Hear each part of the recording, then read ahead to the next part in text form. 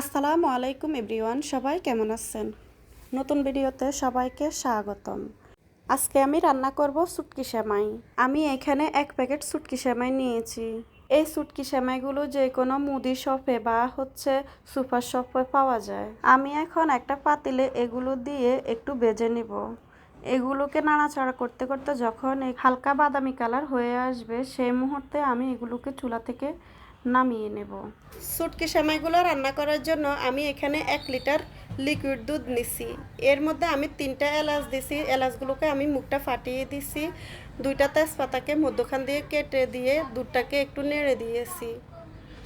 এর মধ্যে এখন আমি হাফ কাপ পরিমাণ দিচ্ছি চিনি। আপনারা যে পরিমাণ মিষ্টি খাবেন সেই পরিমাণে চিনিটা এখানে ব্যবহার করবেন। এরপর এখানে দিয়ে দিচ্ছি স্বাদমতো লবণ। যে কোনো মিষ্টি খাবারে লবণটা ব্যবহার করলে খাবারের টেস্ট ভালো আসে। এখন আমি দুধটাকে ভালোভাবে নেড়ে দিচ্ছি। আর আমি আজকের এই শুটকি সেমাইটা রান্না করব খেজুরের রস দিয়ে, আমাদের নিজেদের গাছের খেজুরের রস। ওই খেজুরের রস দিয়ে আমি শুটকি সেমাইটা রান্না করব। এখন দুধটা যখন ফুটে আসবে এমন অবস্থায় আমি এখানে শুটকি সেমাইগুলোকে আস্তে আস্তে দিচ্ছি আর চামচ দিয়ে নাড়তেছি। একসাথে দেওয়া যাবে না, এটাকে আস্তে আস্তে দিতে হবে আর এখান থেকে চামচ দিয়ে নাড়তে হবে। একসাথে দিলে এগুলো দলা পেকে যাবে। শুটকি সেমাইগুলো দেওয়ার পরও এগুলোকে আমি অনবরত কিছুক্ষণ নাড়তে থাকবো, এগুলো ফুটে ওঠা পর্যন্ত। যখন এই শুটকি সেমাইগুলো একটু সেদ্ধ হয়ে আসবে, এ পর্যায়ে আমি এর মধ্যে দিয়ে দেব খেজুরের রসগুলো।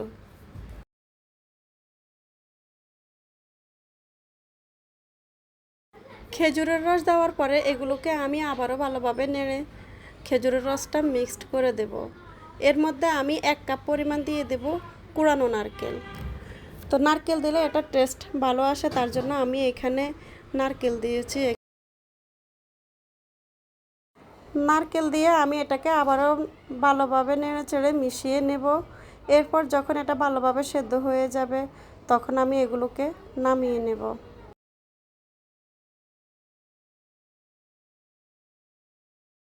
আমার শুটকি সেমাই রান্না করা হয়ে গেছে। এখন আমি এটাকে সার্ভ করব। যদিও একটু পাতলা দেখা যাচ্ছে, এখনও গরম আছে, তো যখন ঠান্ডা হবে তখন আরও ঘন হয়ে যাবে। এর জন্য একটু পাতলা পাতলা রেখেছি আমি। এখন এর উপরে কিছু বাদাম এবং কিছু কিশমিশ দিয়ে দেব। সো এ পর্যন্তই। আসসালামু আলাইকুম।